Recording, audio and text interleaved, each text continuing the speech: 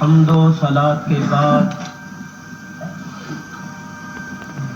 قرآن کریم کی دو آیتیں میں نے آپ حضرات کے سامنے تلاوت کی ہیں۔ ان دو آیتوں کا لفظی ترجمہ اور دوسری آیہ کریمہ کی مختصر تشریح اور تفسیر اپنے شکستہ الفاظ میں پیش کرنے سے پہلے میں آپ حضرات کا شکریہ ادا کرتا ہوں اور آپ حضرات کے لیے دعا کرتا ہوں کہ آپ حضرات دور و قریب سے بڑی عقیدت اور محبت کے ساتھ حضور علیہ الصلاۃ والسلام کے ذکر مبارک کے جلسے میں تشریف لائے ہیں اور جلسے کی رونق میں بڑا اضافہ فرمایا ہے۔ خصوصاً علماء کرام جو تشریف لائے ہیں، میں ان کا بہت شکر گزار ہوں اور مجھے آج بڑی مسرت ہوئی ہے کہ میرے استاد مکرم شیخ الحدیث و تفسیر فقیہ اعظم حضرت علامہ مولانا عبدالحق صاحب مدد اللہ العالی، اور بہت ہی زیادہ خوشی ہوئی ہے کہ ان کے بھی استاد مکرم حضرت قبلہ علامہ مولانا میاں عبدالحق صاحب مدد اللہ العالی باوجود اس بڑھاپے کے اور اس کمزوری کے تشریف لائے ہیں۔ یہ محض ان حضرات کا کرم ہے، ان حضرات کی شفقت، اور یہ علم و فضل میں بہت بلند مقام رکھتے ہیں۔ میں تو ان حضرات کے سامنے ایک طفل مکتب کی حیثیت رکھتا ہوں۔ 1953 میں آج سے تقریباً کتنے سال پہلے، 28 سال، تقریباً 27-28 سال پہلے جب تحریک ختم نبوت چلی تھی تو ساہیوال، جس کا پہلا نام منٹ گمری ہے، منٹ گمری کی جیل میں مجھے حضرت قبلہ کی زیارت کا شرف حاصل ہوا اور وہاں میں نے آپ سے کچھ تعلیم بھی حاصل کی جیل کے اندر۔ اور حالانکہ میں اس وقت ایک ادنا طالب علم کی حیثیت رکھتا تھا، آج بھی ادنا طالب علم ہی ہوں، مگر حضرت مولانا گواہ ہیں کہ جیل میں بھی میرا ایک سے مناظرہ ہوا تھا۔ ایک صاحب تھے، میں ان کا نام نہیں لیتا، وہ کہتے تھے کہ مولوی محمد عمر صاحب پچھلے والے میرے سامنے نہیں آتے، میرا نام سن کے بھاگ جاتے ہیں۔ مجھے بڑا غصہ آتا تھا سن کر۔ میں نے کہا وہ تو بہت بڑے مولوی ہیں، بہت بڑے مناظر اور عالم ہیں، تسی شاہ جی میرے نال سیدھے ہو جب مینوں شکست دے دو تو پھر میں سمجھ لواں گا۔ وہ جی جیل کے اندر مناظرہ طے ہو گیا۔ ان کے علماء، ان کے عالم زیادہ تھے، ہمارے کم تھے۔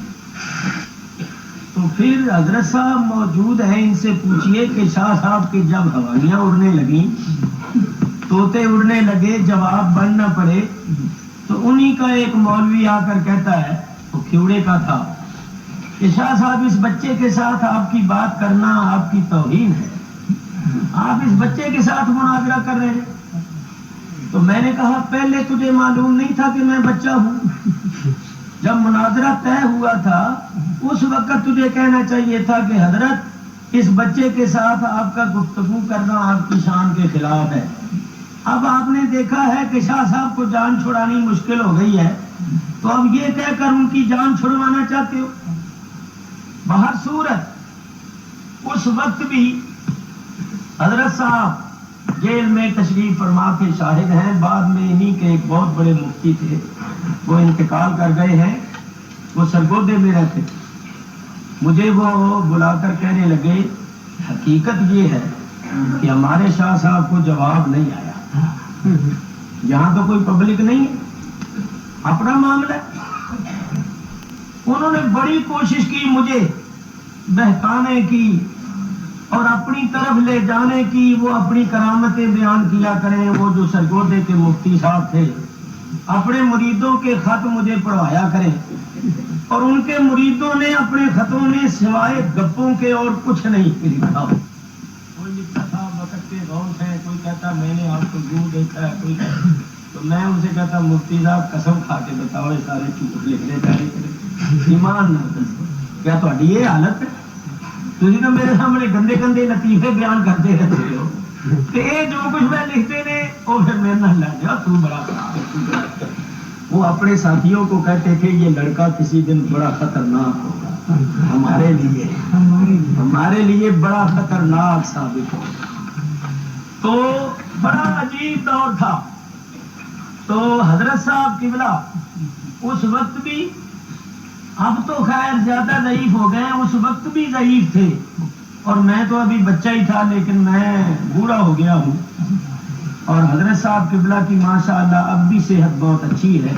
میں دعا کرتا ہوں اللہ تعالیٰ آپ کی عمر دراز فرمائے، آپ کی صحت میں برکت فرمائے، اور آپ کا سایہ ہمارے سروں پر سلامت رکھے۔ اس علاقے میں ان حضرات کا بڑا فیض ہے، سینکڑوں علماء کرام ان کے شاگرد ہیں، اور ان کے فیض کا سلسلہ جاری و ساری ہے، اللہ تعالیٰ جاری و ساری رکھے۔ مجھے بڑی خوشی ہوئی ہے کہ میرے استاد مکرم اور ان کے بھی استاد تشریف لائے ہیں، یہ محض ان کی شفقت اور محبت اور عنایت ہے، ورنہ میں کس قابل ہوں کہ میں ان کے سامنے بیان کروں، اور ویسے اب مجھے بیان کرنا تھا تو میں اوپر بیٹھ گیا ہوں، اور یہ حضرات بظاہر نیچے بیٹھے ہوئے ہیں، لیکن نیچے اور اوپر بیٹھنے سے کوئی فرق نہیں پڑتا، اللہ کے ہاں جو ان کا مقام ہے وہ میرا نہیں ہے، یہ بہت بلند مقام رکھتے ہیں، اور میں تو ان کا بچہ ہوں، ان کا فرزند ہوں۔ بہر صورت میں نے آپ حضرات کے سامنے 2 آیتیں تلاوت کی، اور ان 2 آیتوں کے ضمن میں بہت سے مسئلے بیان کرنے ہیں۔ وما توفیقی الا باللہ العلی العظیم۔ اللہ تعالیٰ ارشاد فرماتے ہیں انا ارسلناک، بے شک ہم نے تمہیں بھیجا، شاہدا و مبشرا و نذیرا، شاہد، مبشر اور نذیر بنا کر، لتؤمنوا باللہ ورسولہ، تاکہ اے لوگو تم ایمان لاؤ اللہ پر اور اس کے رسول پر، وَتُعَزِّرُوهُ وَتُوَقِّرُوهُ، اور رسول کی تعظیم اور توقیر کرو، وَتُسَبِّحُوهُ بُكْرَةً وَأَصِيلًا، اور صبح و شام اللہ کی تسبیح پڑھو۔ یہ ہے ان 2 آیتوں کا لفظی ترجمہ۔ پہلی آیت میں اللہ تعالیٰ نے نبی کریم علیہ الصلوۃ والسلام کی تشریف آوری اور آپ کے 3 اوصاف حمیدہ کا بیان فرمایا کہ آپ شاہد، مبشر اور نذیر بن کر تشریف لائے۔ دوسری آیت میں اللہ تعالیٰ نے ہم لوگوں کو 3 کام کرنے کا حکم دیا۔ میں نے آپ کو یہ بتانا ہے کہ وہ 3 کام کون سے ہیں، اور ہم نے ان کو کس طرح کرنا ہے۔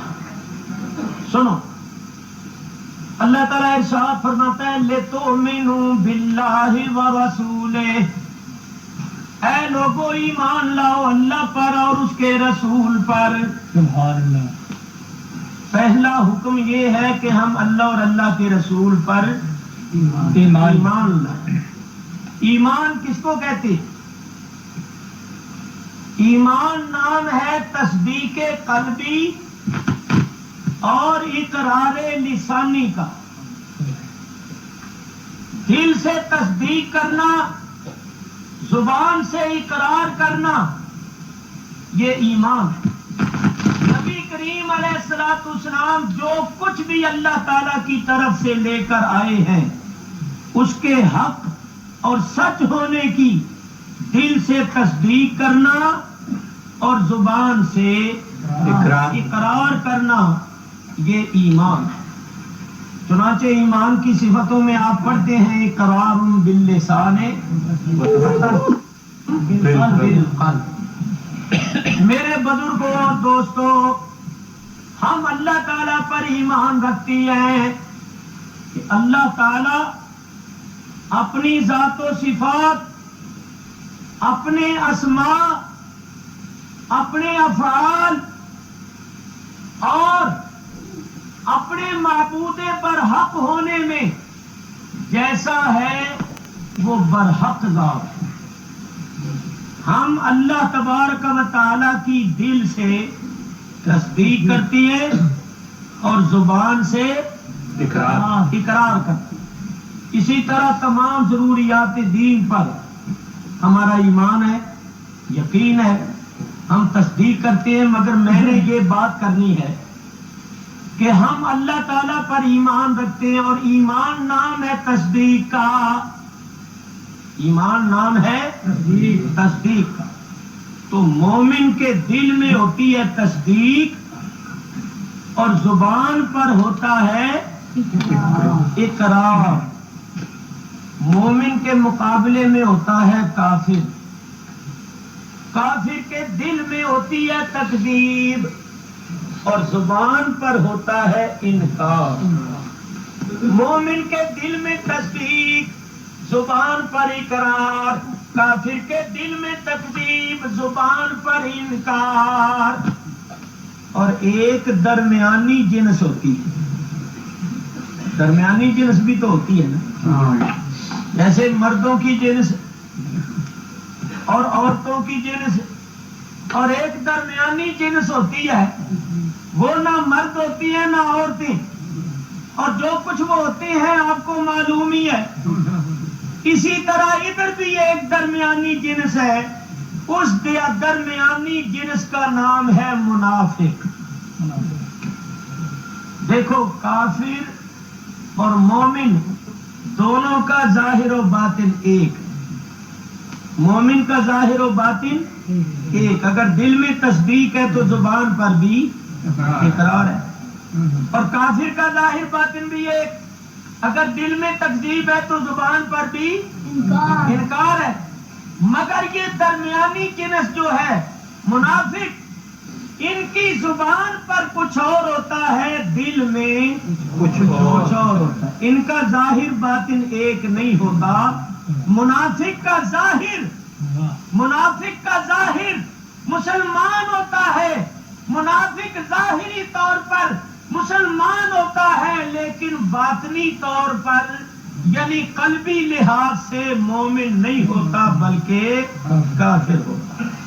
آپ ہمیشہ سنتے رہتے ہیں، میں بھی دو آیتیں آپ حضرات کے سامنے پیش کرتا ہوں۔ اللہ تعالیٰ ارشاد فرماتا ہے وَمِنَ النَّاسِ مَن يَقُولُ آمَنَّا بِاللَّهِ وَبِالْيَوْمِ الْآخِرِ وَمَا هُمْ بِمُؤْمِنِينَ۔ لوگوں میں ایسے لوگ بھی ہیں جو زبان سے کہتے ہیں کہ ہم اللہ پر اور یوم آخر پر ایمان لائے۔ زبان سے کہتے ہیں من یقول، زبان سے کہتے ہیں آمنا باللہ، ہم اللہ اللہ پر ایمان لائے، وَبِالْيَوْمِ الْآخِرِ اور یوم آخر پر بھی ایمان لائے، مگر اللہ تعالیٰ ارشاد فرماتا ہے وَمَا هُمْ بِمُؤْمِنِينَ، اور وہ مومن نہیں ہے، مومن نہیں ہے۔ آپ خیال کریں گے کہ شاید وہ رسول اکرم کی رسالت کو نہیں مانتے ہوں، اس لیے اللہ نے فرمایا مومن نہیں۔ تو سنو، اللہ تعالیٰ ارشاد فرماتا ہے اذا جاءک المنافقون، اے میرے حبیب جب آپ کے پاس منافق آئیں گے، قالوا نشہد انک لرسول اللہ، تو وہ کہیں گے ہم گواہی دیتے ہیں، نشہد، منافق آ کر کیا کہیں گے؟ ہم گواہی دیتے ہیں، انک بے شک آپ، لرسول اللہ ضرور اللہ کے رسول ہیں۔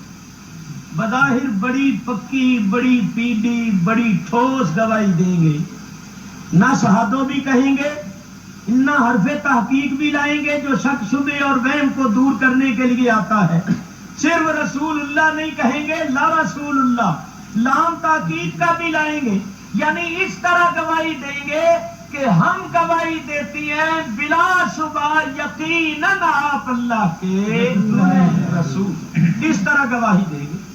اللہ تعالیٰ ارشاد فرماتا ہے واللہ یعلم انک لرسولہ، اور اللہ جانتا ہے کہ اے حبیب بلا شک و شبہ یقیناً آپ اس کے رسول ہیں، آپ کے رسول ہونے میں کوئی شک شبہ نہیں۔ واللہ یشہد ان المنافقین لکاذبون، اور اللہ شہادت دیتا ہے بلا شک و شبہ یقیناً یہ منافق جھوٹے ہیں۔ دیکھیے منافقوں نے کہا تھا نشہد، اللہ فرماتا ہے یشہد، وہ بھی انا حرف تحقیق لائے تھے، انا کا، اللہ نے بھی انا حرف تحقیق فرمایا، ان المنافقین، وہ بھی لام تاکید کا لائے تھے لا رسول اللہ، اللہ نے بھی فرمایا لکاذبون، مطلب یہ ہوا کہ اے میرے حبیب جس طرح تیرے رسول ہونے میں کوئی شک و شبہ نہیں، ان کے جھوٹے ہونے میں بھی کوئی شک و شبہ نہیں۔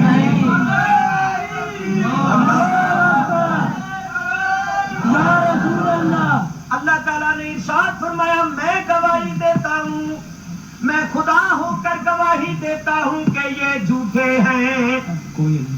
یا رب العالمین، جب یہ تیرے ماننے کے دعوے دار، تیرے رسول کے ماننے کے دعوے دار، قیامت کے دن پر ایمان رکھنے کے دعوے دار، نمازیں بھی پڑھتے ہیں، روزے بھی رکھتے ہیں، بظاہر سارے کام مسلمانوں والے کرتے ہیں، شکلیں بھی مسلمانوں والی ہیں، نام بھی مسلمانوں والے ہیں، پھر بے ایمان کیوں ہیں اور جھوٹے کیوں ہیں؟ اللہ تعالیٰ ارشاد فرماتا ہے فی قلوبہم مرض، وجہ یہ ہے کہ ان کے دلوں میں مرض ہے، مرض، بیماری ہے، بیماری۔ اب آپ ذرا سوچئے، اللہ تعالیٰ نے آپ کو عقل عطا فرمائی ہے، شعور بخشا ہے، منافقوں کے دلوں میں جو مرض تھا وہ کیا تھا؟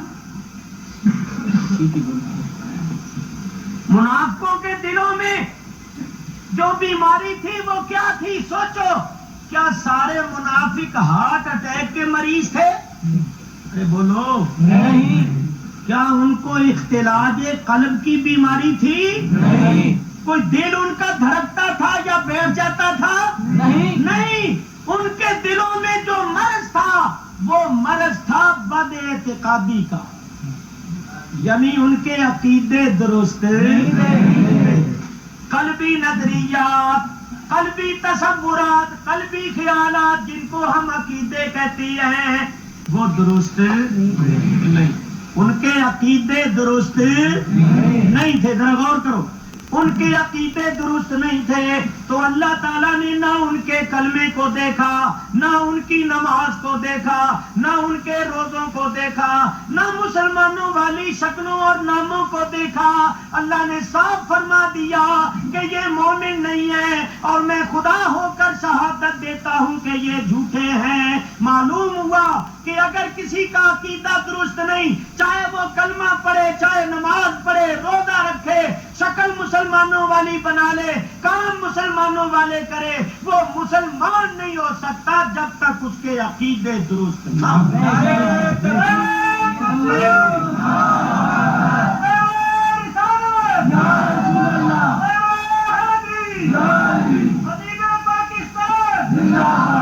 ایمان نام ہے عقائد کے درست ہونے کا، جس کے عقیدے درست نہیں وہ مسلمان نہیں۔ چنانچہ آپ حضرات ذرا غور کیجیے، مجھے بتائیے قادیانی کلمہ پڑھتے ہیں یا نہیں پڑھتے؟ کلمہ پڑھتے ہیں، ان کی مسجدیں بھی ہیں، نمازیں بھی پڑھتے ہیں، روزے بھی رکھتے ہیں، زکوٰۃ بھی دیتے ہیں، قربانی بھی کرتے ہیں، شکل بھی ان کی مسلمانوں والی، نام بھی مسلمانوں والے ہیں، کوئی چنڈا سنگھ، کوئی گنڈا سنگھ، کوئی رام لال موتی لال نہیں، نام بھی مسلمانوں والے، چوری چھپے حج کرنے بھی چلے جاتے، پہلے تو بہت جاتے تھے، جب سے قانونی طور پر کافر قرار دیے گئے ہیں، لک چھپ کے ادھر ادھر سے پھر بھی چلے جاتی۔ میرے بزرگوں اور دوستوں، جب قادیانی کلمہ پڑھتے ہیں، نماز پڑھتے ہیں، روزے رکھتے ہیں، پھر علماء امت نے ان کو کافر و مرتد کیوں قرار دیا؟ صرف اس لیے کہ ان کا عقیدہ درست نہیں۔ بولو، ختم نبوت عقیدہ ہے یا عمل ہے؟ عقیدہ۔ ان کا عقیدہ درست نہیں، تو علماء نے نہ ان کے کلمے کو دیکھا، نہ ان کی نمازوں کو دیکھا، نہ ان کی مسجدوں کو دیکھا، نہ ان کے روزوں کا لحاظ پاس کیا، صاف کہہ دیا کہ یہ کافر و مرتد ہیں، اور جو ان کو کافر و مرتد نہ سمجھے وہ بھی کافر و مرتد ہے۔ معلوم ہوا کہ ایمان نام ہے عقائد کے درست ہونے کا، جس کے عقیدے درست ہیں وہ مومن ہے، جس کے عقیدے درست نہیں ہیں وہ مومن نہیں۔ اللہ تعالیٰ نے پہلا حکم یہ دیا ہے لِتُؤْمِنُوا بِاللَّهِ وَرَسُولِهِ، اللہ اور اللہ کے رسول پر ایمان رکھو، یعنی اللہ اور اس کے رسول کے متعلق اپنے عقیدے درست رکھو، اور عقیدے درست ہیں اہل سنت و جماعت، اہل سنت و جماعت کے عقیدے درست، اس لیے کہ اہل سنت و جماعت فرقہ نہیں ہے۔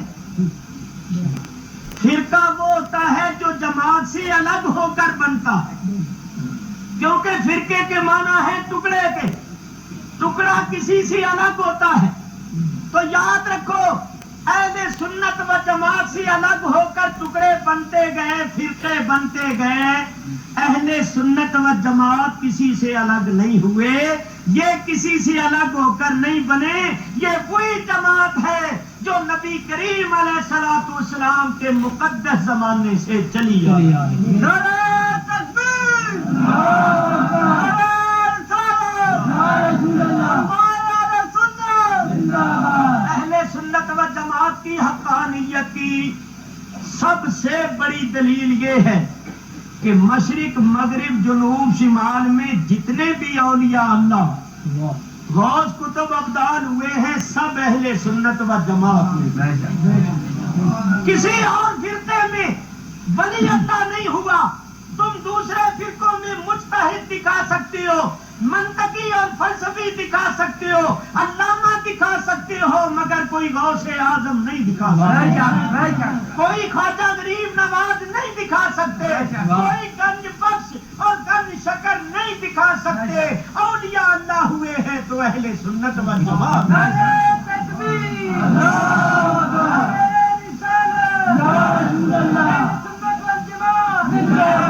اور دوستو، عقیدے اہل سنت و جماعت کے رکھو، اہل سنت و جماعت حق پر ہے۔ اللہ تعالیٰ کا شکر ہے، ہمارے عقیدے وہی ہیں جو سلف صالحین کے عقیدے۔ مثلا دیکھیے، ہم میلاد شریف کے جلسے کرتے ہیں، یہ کوئی 14ویں صدی کی ایجاد نہیں، ہندوستان پاکستان کی ایجاد نہیں۔ علامہ امام قسطلانی شارح صحیح بخاری مواہب اللدنیہ میں لکھتی ہیں کہ تمام بلاد اسلامیہ میں مسلمان ربیع الاول کے مہینے میں حضور کی ولادت کی خوشی میں محفلیں منعقد کرتے ہیں اور ان راتوں کو عید کی راتیں بناتے ہیں اور شیرینیاں تقسیم کرتی ہیں، کھانے پکاتی ہیں، لوگوں کو کھلاتی ہیں، حضور کی ولادت کی خوشی کرتے ہیں۔ معلوم ہوا کہ یہ سلسلہ شروع سے چلا رہا ہے، سلف صالحین سے چلا رہا ہے، ہم نے کوئی نیا سلسلہ ایجاد نہیں کیا۔ اور حضور کی ولادت کی خوشی منانا یہ بہت بڑی سعادت اور بہت بڑی برکت کا موجب ہے۔ آپ نے بارہا سنا ہوا ہے کہ جب نبی کریم علیہ الصلوۃ والسلام کی ولادت ہوئی تھی تو ابو لہب کی ایک لونڈی تھی جس کا نام تھا سویبہ۔ اس لونڈی نے آ کر ابو لہب کو جب حضور نے نبوت کا دعویٰ کیا تو یہ ابو لہب دشمن ہو، مخالف ہو، ساری عمر مخالفت میں گزاری، دشمنی میں گزاری۔ یہ بھی دشمن تھا، اس کی بیوی بھی دشمن تھی، وہ حضور کی راہ میں کانٹے ڈالتی تھی اور حضور گلی سے گزرتے تھے وہ اوپر راکھ کوڑا ڈال دیتی۔ ان کی مذمت میں سورت اتری تبت یدا ابی لہب وتب، جو قرآن میں موجود ہے۔ تو میرے بزرگوں اور دوستوں، ابو لہب یقیناً جہنمی ہے، کافر، مگر جب وہ مر گیا تو اس کے مرنے کے 1 سال بعد حضرت عباس رضی اللہ تعالیٰ عنہ نے اس کو خواب میں دیکھا۔ حضرت عباس بھی اس کے بھائی تھے۔ خواب میں دیکھ کر پوچھا ابو لہب کیا حال ہے؟ کہنے کا بہت برا ہے، ہر وقت عذاب میں ڈوبا رہتا ہوں، عذاب میں گرفتار ہوں، مگر جب پیر کا دن آتا ہے اور وہ گھڑی آتی ہے جبکہ سویبہ نے ان کی ولادت کی خوشخبری دی تھی، تو اسی انگلی سے، جس انگلی سے میں نے حضور کی ولادت کی خوشی میں سویبہ کو آزاد کیا تھا، اسی انگلی سے ایک چشمہ چلتا ہے جس کو منہ میں رکھ کر چوستا ہوں تو میرے عذاب میں کمی ہو جاتا ہے۔ شارحین حدیث اس حدیث کی شرح میں لکھتے ہیں کہ ابو لہب کافر تھا، ہم مومن ہیں، وہ دشمن تھا، ہم غلام ہیں۔ اس نے خوشی منائی تھی بھتیجا سمجھ کے، ہم خوشی مناتے ہیں اللہ کا رسول سمجھ کے۔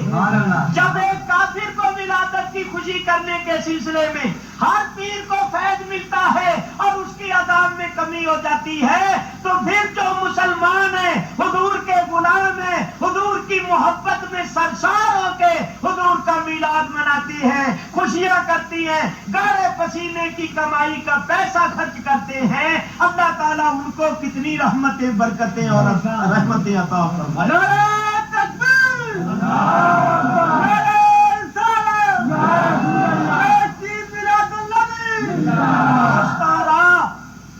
دوستارا کجا کنی محروم تو کے بعد دشمنوں نظرداری، جن کی رحمت دشمنوں کو نواز رہی ہے وہ دوستوں کو کیسے محروم کرتے ہیں۔ تو میرے دوستوں، یہ میلاد شریف کرنے کا سلسلہ شروع سے ہی چلا ہوا۔ ایک صحابی نے عرض کیا حضور میں پیر کا روزہ رکھتا ہوں، تو یہ ٹھیک ہے؟ فرمایا ہاں بہت اچھا ہے، رکھا کرو، یہ تو میری ولادت کا دن ہے، فی ہے ولدت، تو میں تو اس دن میں پیدا ہوا، یہ تو میری ولادت کا دن ہے۔ تو دیکھیے صحابی نے کہا حضور میں پیر کا روزہ رکھتا ہوں، تو نبی کریم نے اس کا رخ موڑ دیا کہ پیر کا روزہ محض پیر کا روزہ محض پیر کا روزہ سمجھ کے نہ رکھو، بلکہ یہ نیت کر لو کہ یہ ہمارے نبی پاک کی ولادت کا دن۔ سرکار نے رخ ادھر پھیر دیا کہ یہ تو میری ولادت کا دن ہے، تاکہ صحابی کا رخ ادھر پھر جائے اور صحابی آئندہ روزہ روزہ رکھے پیر کا تو یہ سمجھ کے رکھے کہ یہ دن میرے نبی کی ولادت کا۔ بہر صورت میرا موضوع یہ نہیں ہے، یہ تو میں نے اشارتاً عرض کیا۔ میں یہ عرض کر رہا تھا عقیدے اہل سنت و جماعت کے درست ہے یہ محفل میلاد کرنا، درود و سلام پڑھنا، یہ سب شروع سے چلا آ رہا ہے، کیونکہ اس کا تعلق ہے نبی کریم علیہ الصلوۃ والسلام کی تعظیم کے ساتھ۔ میلاد شریف کرنا حضور کی تعظیم، صلاۃ و سلام پڑھنا حضور کی تعظیم۔ لو بھائی میں ایک بات عرض کرتا ہوں، اس کو ذرا توجہ سے سنیے۔ آدم علیہ السلام کی تعظیم کے لیے اللہ نے کس عمل کا حکم دیا تھا؟ سجدہ، سجدے۔ اور یہ سجدہ تعظیم تھا، کیونکہ اللہ کے سوا کوئی اور عبادت کے لائق ہے ہی نہیں۔ تو اللہ تعالیٰ نے آدم علیہ السلام کی تعظیم کے لیے سجدے کا حکم دیا۔ اور بتاؤ، نبی کریم جو اللہ کے حبیب ہیں، جن کی خاطر اللہ نے سب کائنات کو پیدا کیا ہے، اللہ نے اپنے حبیب کی تعظیم کے لیے کس عمل کا حکم دیا؟ درود و سلام کا، جزاکم اللہ۔ تو اب ذرا غور سے سننا میری بات، یہ بتاؤ کہ آدم علیہ السلام کی تعظیم کے لیے اللہ نے جس عمل کا حکم دیا تھا، اس عمل میں اللہ خود شریک تھا؟ نہیں۔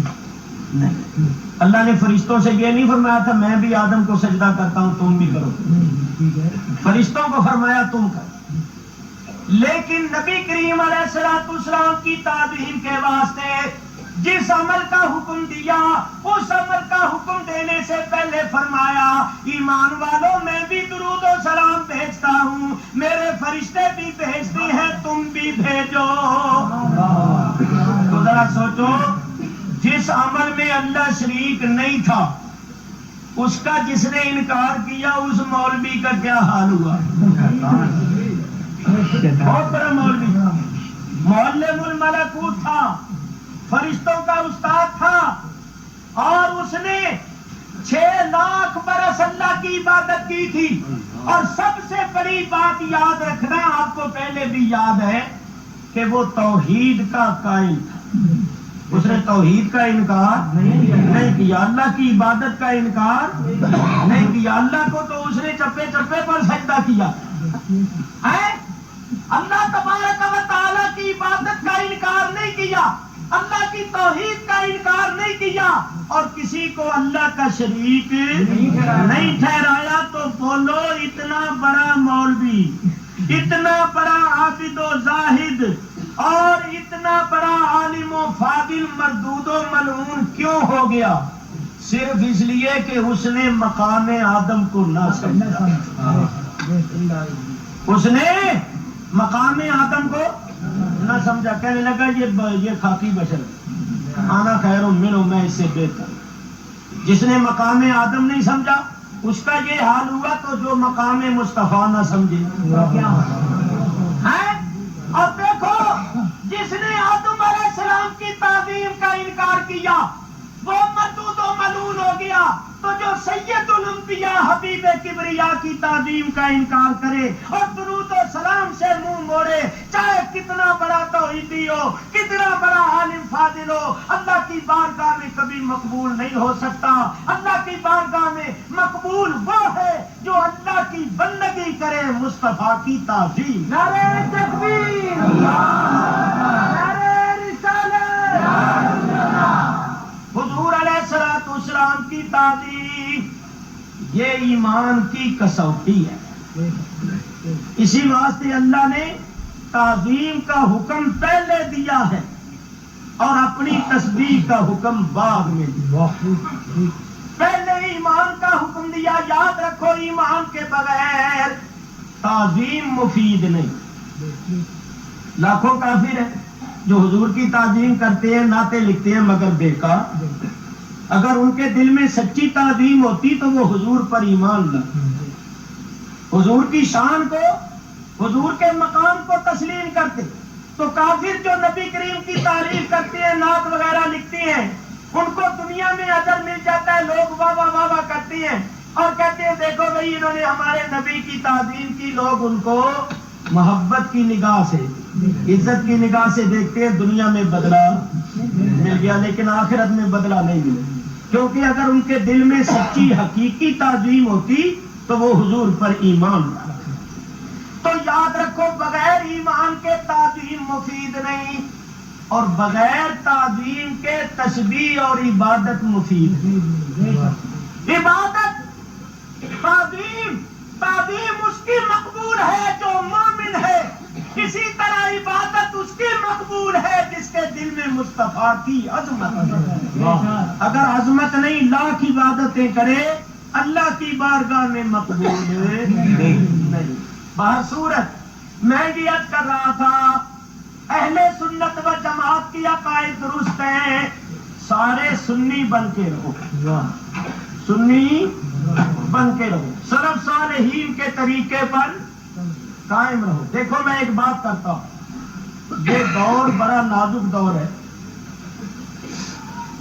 کہ لوگ قرآن کی آیتیں پڑھتی ہیں مگر قرآن کی آیتیں پڑھ کر ترجمہ اور تفسیر غلط بیان کرتے۔ سیدھے سادے بھولے بھالے مسلمانوں کو تو پتہ نہیں ہوتا، وہ تو یہ دیکھتے ہیں کہ منہ پر داڑھی ہے، مولوی ہے، وہ قرآن پڑھ رہا ہے، وہ یقین کر لیتے ہیں، لیکن ان کو کیا پتا ہے کہ یہ مولوی ترجمے اور تفسیر میں ڈنڈی مار رہا ہے، غلط ترجمہ اور غلط تفسیر کر رہا ہے۔ یہ تو علماء سمجھتے ہیں۔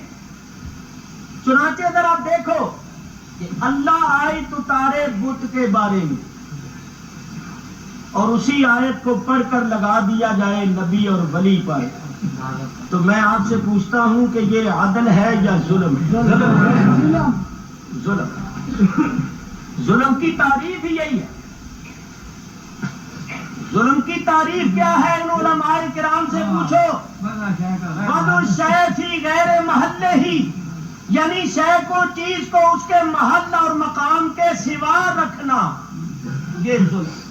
مثلا جرم کرے کوئی، سزا دے دی جائے کسی اور کو، تو یہ کیا ہو گیا؟ جس نے جرم کیا اسی کو سزا دی جائے، عدل ہے، تو یہ عدل۔ محنت کرے کوئی، مزدوری دے دی جائے کسی اور کو، یہ ظلم۔ جس نے محنت کیا اسی کو مزدوری دی جائے، یہ عدل ہے۔ اللہ آیتیں اتارے بتوں کے بارے اور انہی آیتوں کو پڑھ پڑھ کے لگا دیا جائے نبیوں ولیوں پر، تو یہ کیا ہے؟ ظلم۔ اور اللہ جانتا تھا کہ ایسے ظالم بھی پیدا ہوں گے، اللہ نے پہلے ہی فرمایا۔ اللہ تعالیٰ ارشاد فرماتا ہے وَنُنَزِّلُ مِنَ الْقُرْآنِ مَا هُوَ شِفَاءٌ وَرَحْمَةٌ لِّلْمُؤْمِنِينَ وَلَا يَزِيدُ الظَّالِمِينَ إِلَّا خَسَارًا۔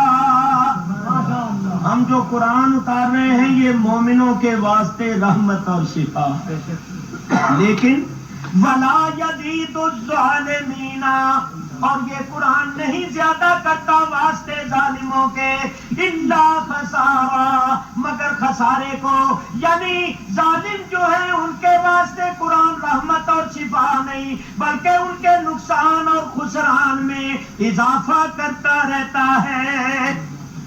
جوں وہ ظلم کا ارتکاب کرتے رہتی ہیں، بتوں والی آیتیں نبیوں ولیوں پر لگاتے رہتے ہیں، ان کے نقصان اور خسران میں اضافہ ہوتا رہتا ہے۔ یہاں سے یہ بات سمجھ لو کہ سارے قرآن پڑھنے والے، ترجمہ تفسیر کرنے والے حق پر نہیں ہوتے، بہت سے ایسے ہیں جو قرآن سے گمراہ بھی ہو جاتے ہیں۔ وہ کیوں گمراہ ہوتے؟ قرآن تو سراسر ہدایت ہے، مگر وہ گمراہ اس واسطے ہوتے ہیں کہ وہ غلط سمجھتے ہیں پھر غلط سمجھاتے ہیں۔ دلو فاضلو کا مصداق بنتے، خود گمراہ ہوتے ہیں، دوسروں کو گمراہ کرتے ہیں۔ چنانچہ ذرا دیکھو، خدا کے لیے ذرا دیکھو کہ یہ لوگ آیت پڑھتے ہیں، عوام کے سامنے کی آیت پڑھتے ہیں لن یخلقوا ذبابا ولو اجتمعوا لہ، کہ سارے اکٹھے ہو جائیں. کون؟ من دون اللہ، من دون اللہ سارے اکٹھے ہو جائیں تو سارے اکٹھے ہو کر ایک مکھی بھی نہیں بنا سکتے. بنانا تو کیا، مکھی بیٹھ جائے اڑا بھی نہیں سکتے. اللہ فرماتا ہے مکھی ان کے چڑھاوے سے یا ان کے آگے پڑی ہوئی کسی چیز سے کچھ تھوڑا سا لے جائے تو یہ مکھی سے چھین نہیں سکتے ہیں. اب ایمانداری سے بولو، یہ بتوں کی صفت ہے یا نبیوں ولیوں کی صفت؟ بتوں کی. اللہ فرماتا ہے لن یخلقوا ذبابا ولو اجتمعوا، سارے اکٹھے ہو جائیں نا. اور اللہ نے یہ کیوں فرمایا؟ اللہ مشرکوں کو مخاطب کر کے فرماتا ہے مشرکوں کس قدر حماقت اور بے وقوفی ہے تمہاری کہ تم ان بتوں کو، پتھروں کو جو نہ عقل رکھتی ہیں، نہ شعور رکھتی ہیں، نہ طاقت رکھتی ہیں، تم ان پتھروں کو اس خدا کا شریک ٹھہراتے ہو جس خدا نے آسمانوں کو اور زمینوں کو بنایا، جو ساری کائنات کا خالق و مالک ہے. اور یہ بت تو سارے اکٹھے ہو جائیں تو اکٹھے ہو کر ایک مکھی بھی نہیں بنا سکتے.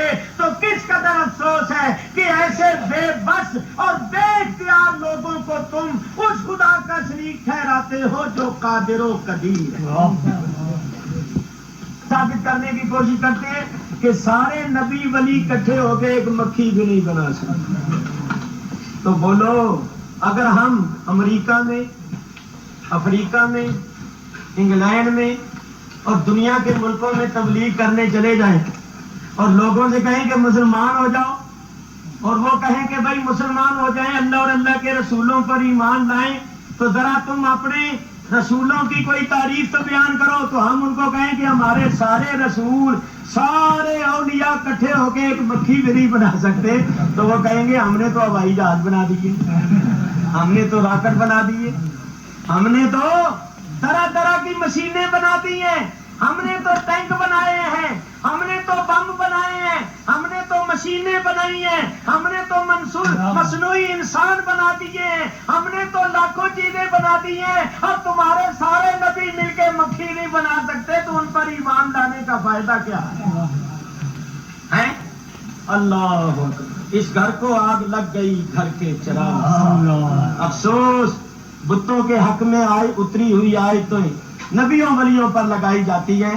دنیا میں تو یہ اپنا الو سیدھا کر لیں گے، روٹیاں سیدھی کر لیں گے، مگر قیامت کے دن جب اللہ کی بارگاہ میں کھڑے ہوں گے تو ایک طرف انبیاء و اولیاء ہوں گے اور ایک طرف یہ ہوں گے انبیاء و اولیاء رب کی بارگاہ میں دعویٰ کریں گے، استغاثہ کریں گے، فریاد کریں گے کہ مولا یہ تھے وہ لوگ جو بتوں والی آیتیں ہم پر چسپاں کیا کرتے تھے اور ہم بتوں کی طرح محض بے اختیار قرار دیتے تھے. اس وقت یہ لوگ اللہ تعالیٰ کو کیا جواب دیں؟ میرے بزرگوں اور دوستوں یاد رکھو، ہمارا عقیدہ اور ایمان ہے کہ ہر شے کا خالق مالک حقیقت میں اللہ ہے. سارے اختیارات، ساری قدرتیں حقیقی طور پر، ذاتی طور پر اسی کو حاصل.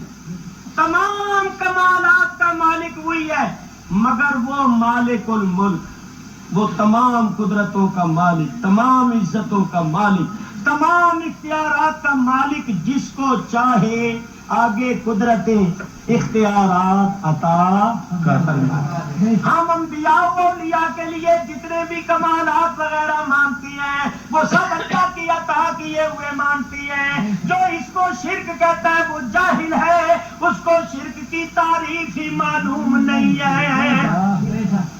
چنانچہ دیکھو یہ کہتے ہیں سارے اکٹھے ہو جائیں تو مکھی نہیں بنا سکتے، اور عیسیٰ علیہ السلام فرماتے ہیں انی اخلق لکم، انی بے شک میں، اخلق لکم بناتا ہوں واسطے تمہارے. کیا بناتا ہوں؟ کس چیز سے بناتا ہوں؟ من الطین، مٹی میں، کہیئت الطیر، پرندے کی سی صورت. مٹی میں سے ایک پرندے کی سی صورت بناتا ہوں، فَأَنفُخُ فِيهِ، پھر میں اس میں پھونک مارتا ہوں، فَأَنفُخُ فِيهِ، پھر میں اس میں پھونک مارتا ہوں، فَيَكُونُ طَيْرًا بِإِذْنِ اللَّهِ، اور وہ اڑنے لگ جاتا ہے، اس میں قوت پرواز، حیات پیدا ہو جاتی ہے، اور یہ کام جو میں کرتا ہوں یہ مجھے اللہ نے اذن دیا ہے، یہ قدرت و طاقت مجھے اللہ نے عطا فرمائی، اللہ تعالیٰ کے حکم سے، اللہ کے اذن سے، انی اخلق، یہ اخلق کو کیا ہے؟ یہ صیغہ ہے واحد متکلم مضارع کا، اور اس کا معنی کیا ہے؟ میں پیدا کرتا، میں بناتا، اور یہ کہتے ہیں لن یخلقوا، کچھ بھی نہیں بنا سکتے، اور آپ فرماتے ہیں میں بناتا ہوں۔ عیسیٰ علیہ السلام فرماتے ہیں وَأُبْرِئُ الْأَكْمَحَ وَالْأَبْرَصَ وَأُحْيِي الْمَوْتَىٰ بِإِذْنِ اللَّهِ، میں مادرزاد اندھوں کو اچھا کرتا ہوں، میں کوڑوں کو، برس والوں کو تندرست کر دیتا ہوں، میں مردوں کو زندہ کرتا ہوں اللہ کے حکم سے، یہ درجے مرتبے مجھے اللہ نے عطا کیے ہیں۔ میرے دوستو بزرگوں، اگر میں تفصیل میں چلا جاؤں تو بڑا وقت چاہیے، بڑی موٹی بات کرتا ہوں۔ اللہ تعالیٰ ارشاد فرماتا ہے جو بندہ میرا محبوب بن جاتا ہے، یہ اللہ کا فرمان ہے، حدیث قدسی ہے، صحیح بخاری میں موجود۔ اللہ فرماتا ہے فَإِذَا أَحْبَبْتُهُ، جب میں کسی بندے کو اپنا محبوب بنا لیتا ہوں، فَكُنْتُ سَمْعَهُ الَّذِي يَسْمَعُ بِهِ، تو پھر اس کی سمع میں ہو جاتا ہوں جس کے ساتھ وہ سنتا ہے، وَبَصَرَهُ الَّذِي يُبْصِرُ بِهِ، اور اس کی بصر میں ہو جاتا ہوں، آنکھ میں ہو جاتا ہوں جس سے وہ دیکھتا ہے، وَيَدَهُ الَّتِي يَبْطِشُ بِهَا، اور اس کے ہاتھ میں بن جاتا ہوں جن ہاتھوں سے وہ حملہ کرتا ہے، گرفت کرتا ہے، تصرف کرتا ہے، وَرِجْلَهُ الَّتِي يَمْشِي بِهَا، اس کے پاؤں میں ہو جاتا ہوں جن سے وہ چلتا ہے، اور ایک روایت میں آتا ہے وَلِسَانَهُ الَّذِي يَتَكَلَّمُ بِهِ، اس کی زبان میں ہو جاتا ہوں جس سے وہ کلام کرتا ہے۔ کیا مطلب اس کا؟ کیا وہ خدا کا بندہ خدا بن جاتا ہے؟ نہیں۔ کیا خدا بندہ بن جاتا ہے؟ نہیں۔ بندہ خدا نہیں بن سکتا، خدا بندہ نہیں بن سکتا، تو پھر کیا اس بندے کے کانوں میں، آنکھوں میں، ہاتھوں میں، زبان میں خدا گھس جاتا ہے؟ نہیں۔ بن جاتا ہے؟ حلول و اتحاد ہو جاتا ہے؟ نہیں، ہم حلول اور اتحاد کے بھی قائل نہیں۔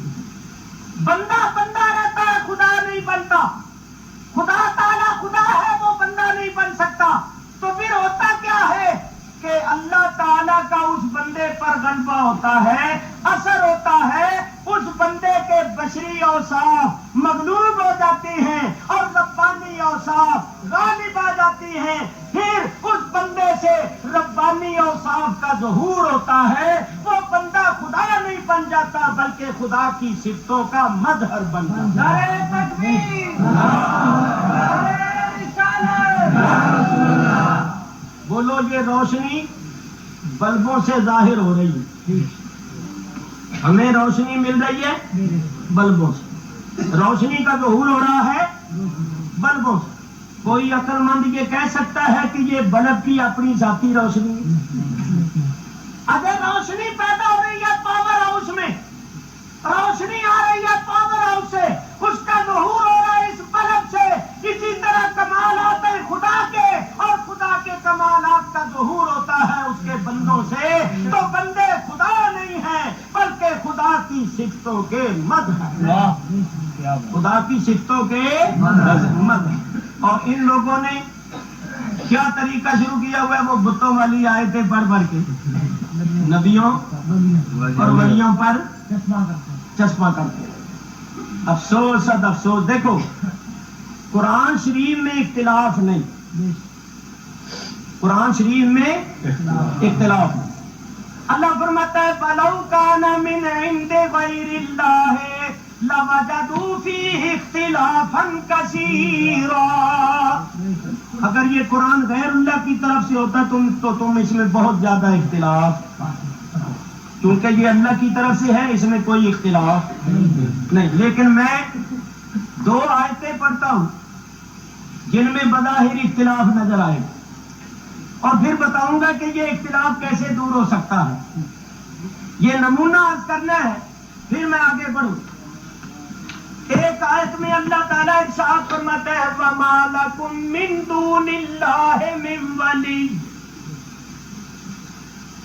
وَمَا لَكُم، پہلے ان کا ترجمہ، یہ جو ترجمہ کرتا وَمَا لَكُم، اور نہیں ہے واسطے تمہارے، من دون اللہ، اللہ کے سوا، من ولی، کوئی ولی۔ اب اس آیت کو پڑھ کر انہوں نے کیا ترجمہ کیا کہ اللہ کے سوا تمہارا کوئی ولی نہیں۔ اگر ہم اس آیت پر اسی طرح ایمان رکھیں اور یہ عقیدہ رکھیں کہ اللہ کے سوا ہمارا کوئی ولی نہیں، تو پھر دوسری آیت کا انکار ہوتا ہے۔ اللہ فرماتا ہے انما ولیکم اللہ ورسولہ والذین آمنوا الذین یقیمون الصلاۃ ویؤتون الزکاۃ وہم راکعون۔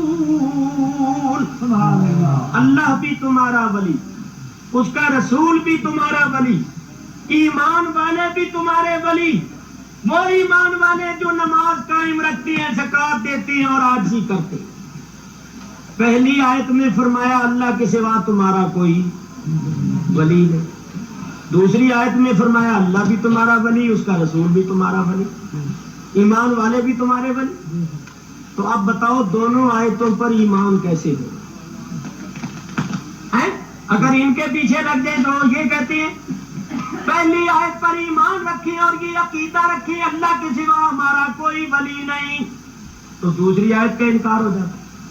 اور اگر دوسری آیت پر ایمان رکھیں تو پہلی آیت کا انکار ہو جاتا ہے، اور انکار ہم نے کسی آیت کا کرنا نہیں۔ تو بولو ان دونوں آیتوں پر ایمان کیسے ہو اور یہ اختلاف کیسے دور ہو؟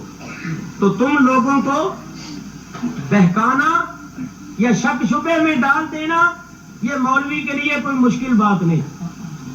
ایک مولوی آئے وہ وہی پہلی آیت ہی پڑھتا ہے وَمَا لَكُم مِّن دُونِ اللَّهِ مِن وَلِيٍّ، اللہ کے سوا تمہارا کوئی ولی نہیں، یہی آیت پڑھتا ہے۔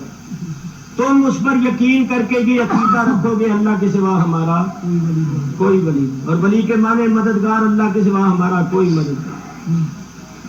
دوسرا مولوی دوسری آیت پڑھتا ہے، پہلی نہ پڑھے۔ تو تم یہ ایمان رکھو گی اللہ بھی ہمارا ولی، رسول بھی ہمارا ولی، ایمان والے بھی ہمارے ولی، دونوں کی ملاقات ہو جائے گی۔ پہلی آیت پڑھے اللہ کے سوا کوئی ولی نہیں، دوسرا دوسری آیت پڑھے اللہ بھی ولی، اس کا رسول بھی ولی، ایمان والے بھی ولی۔ وہ کہے گا تو غلط ہے، وہ کہے گا تو غلط ہے، پڑھتے دونوں قرآن لڑ رہے ہیں۔ اب ان دونوں میں کیسے انصاف ہوگا؟ دونوں میں کیسے اتفاق ہوگا؟ دونوں میں یہ اختلاف جو پیدا ہو گیا یہ کیسے دور ہوگا؟ اس وقت جب کہ عدل و انصاف کیا جائے۔ تو آئیے عدل و انصاف کریں۔ پہلی آیت میں لفظ ہے من دون اللہ، اور میں یہ کہتا ہوں کہ من دون اللہ سے مراد ہے بت۔ بولو من دون اللہ سے مراد کون ہے؟ بت۔ من دون اللہ سے مراد بت۔ اب آپ نے عدل سے ترجمہ کیا، سارے جھگڑے ختم ہو گئے، اختلافات ختم ہو گئے، دونوں آیتوں پر ایمان لے۔ اللہ فرماتا ہے فَمَا لَكُم مِّن دُونِ اللَّهِ مِن وَلِيٍّ، یہ من دون اللہ معبودان خود ساختہ جو ہے، جن کو تم نے خود معبود بنایا ہوا ہے، یہ من دون اللہ بت جو ہے، ان میں تمہارا کوئی ولی نہیں۔ یا اللہ ان بتوں میں من دون اللہ میں تو ہمارا کوئی ولی نہیں، ویسے کوئی ہمارا ولی ہے؟ اللہ فرماتا ہے انما ولیکم اللہ ورسولہ والذین آمنوا، اللہ تمہارا ولی ہے، اس کا رسول تمہارا ولی ہے، ایمان والے تمہارے ولی ہیں۔ اب دونوں آیتوں پر ایمان بھی ہو گیا، اختلاف بھی دور ہو گیا۔ بتوں میں ہمارا کوئی ولی نہیں مگر نبیوں ولیوں میں ہمارے ولی ہیں۔